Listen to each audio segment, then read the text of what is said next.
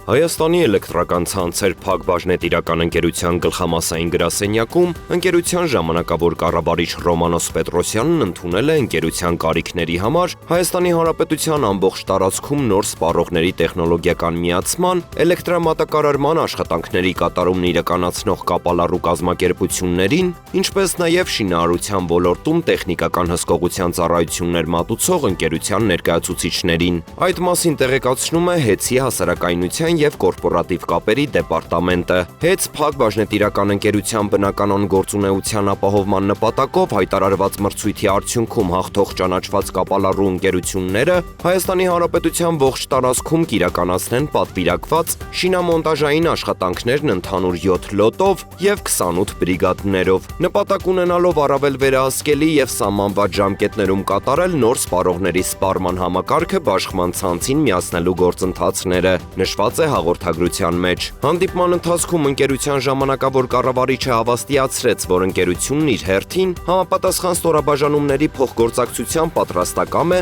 աջակցելու, որպեսզի համատեղ ջանքերով սահմանված ժամկետներում և ընթացակարգերով իրականացվեն նոր սպառողների սպառման համակարգը բաշխման ցանցին միացնելու գործընթացները, նշված է հաղորդագրության մեջ։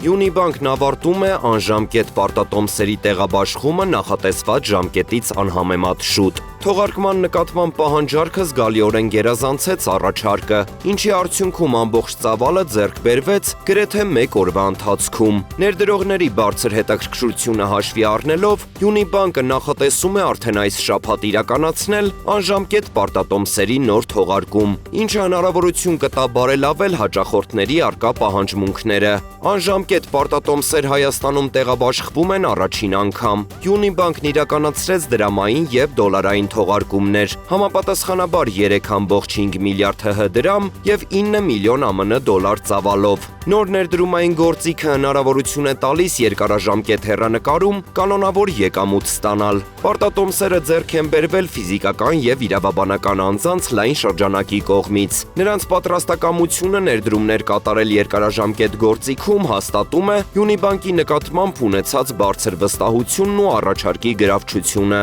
Երևանում առանց համապատասխան թույլտվության էլեկտրոնային համակարգում հաշվառված և տեղադրված էին եղել 1038 ավտոմատ ինքնասպասարկող սարքեր։ Այս մասին զեկուցվել է քաղաքապետարանի գործակարգավարական խորհրդակցության ժամանակ։ 1038 ավտոմատ ինքնասպասարկող սարքերից 56-ը եղել են Աջափնյակ վարչական շրջանում։ Դրանցից 17-ը ապամոնտաժվել են, 2-ին տրամադրվել է թույլտվություն։ Ավան վարչական շրջանում տեղադրված են եղել 61-ը, 6-ին ուղարկվել է դիմում ներկայացնելու ծանուցում։ Արաբկիր վարչական շրջանում 96, որից ապամոնտաժվել են 7-ը, կազմվել է 3 արձանագրություն։ Դավթաշեն վարչական շրջանում 32, որից 1-ին տրամադրվել է թույլտվություն։ Էրեբունի վարչական շրջանում 109, 13-ի նկատմամբ կազմվել է արձանագրություն, 2-ին տրամադրվել է թույլտվություն։ Կենտրոն վարչական շրջանում 225, ապամոնտաժվել են 2-ը, 3-ի նկատմամբ կազմվել է արձանագրություն։